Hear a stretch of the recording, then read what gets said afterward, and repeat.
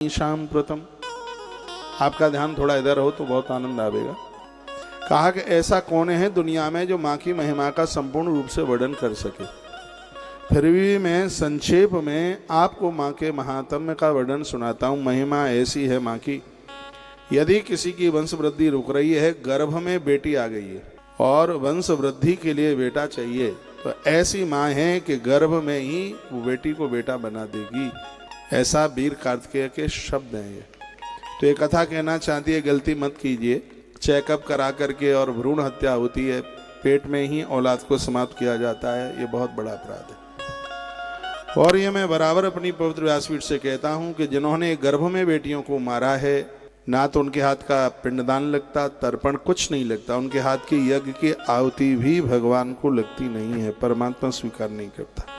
इसलिए पाप नहीं है, ये पाप का बाप है। बहुत बड़ी गलती है गर्भ में बच्चों को मारना। इसमें 3 लोग दोषी है। एक तो वो नारी दोषी है जिसने भ्रूण की हत्या कराई है, वह राजी हुई है, कोई जबरदस्ती से किसी ने उसका पेट नहीं फाड़ दिया है, वो खुद राजी हुई है, इसकी अपराधी वो है। एक उसका पति अपराधी है और एक वो डॉक्टर अपराधी है।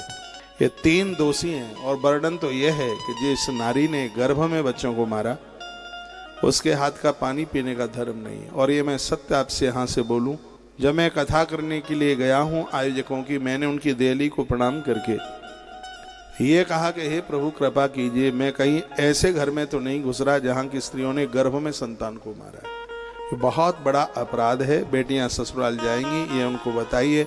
घर में आने वाली बहुओं को बताइए कि यह अपराध मत कीजिए।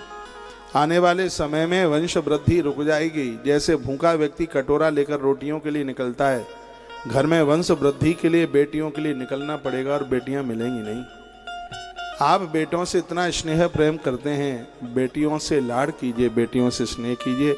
बेटी है तो भविष्य है, बेटी है तो कल है। बेटी के बिना कोई जीवन नहीं है। आपको बेटा नहीं है, बेटी है, भाग्य की सराहना कीजिएगा।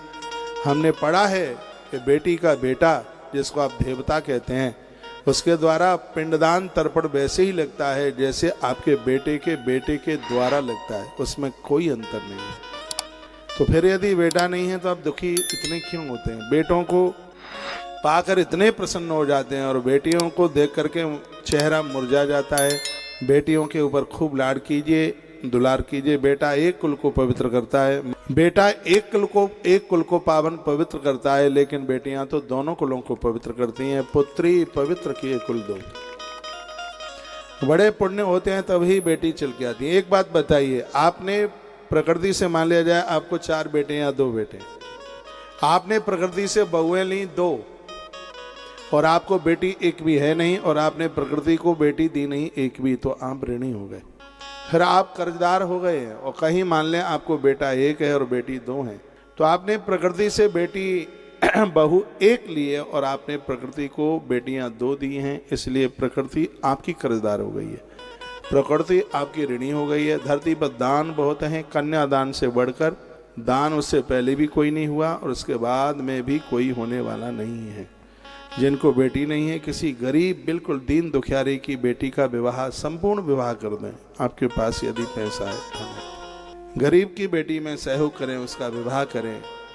बेटा होवे, बेटे को बेटी होवे, तो दादा दादी उसका कन्यादान करके अपने आप को मुक्त करें। बेटी बहुत लाडली है। और गर्भ में बच्चों को, बेटियों को मारने वाली माताएं नवरात्रा में गली में से बेटियों को लाकर पूजन करें, क्या होता है उससे? क्या होगा उससे? बेटियों को खूब आदर कीजिए, लाड कीजिए। बेटियां किसी भी चीज में कमी नहीं है। ठीक है, वंश वृद्धि के लिए एक बेटा, लेकिन वो तो एक भी बेटी भूल करके आ जाए। डोकरियां तो बहुत बहुओं को कोसती हैं। महाराज जी, हमारे घर में तो एक ऐसी बहू आई है, बेटियों को ही जन्म देती है। मैंने कहा ये भी कोई अपने हाथ में है क्या? घर में बेटी है, प्रसन्न होइए, अति आदर कीजिए, बहुत मान कीजिए। बेटा आपका हिमालय की तरह है, बेटी गंगा की तरह। बेटा शब्द है तो बेटिया उसका एक अर्थ है। बेटा वेद की तरह है तो बेटी वेद की ऋचाओं की तरह है। बेटा प्रश्न है तो सच मानिए बेटी ही समाधान है। ऐसी बेटी है जो अपने पियर से ससुराल जाने के बाद भी वो पियर को कभी भूलती नहीं। कहाँ भूलती है वो? ऐसा कौन सा क्षण पल होता है जिस क्षण में वो अपने मायके को, अपने पियर को वो याद ना करती हो? भले ही कितने भी करोड़पति घर में उसको दे दिया गया, लेकिन बेटी कभी अपने मायके को, अपने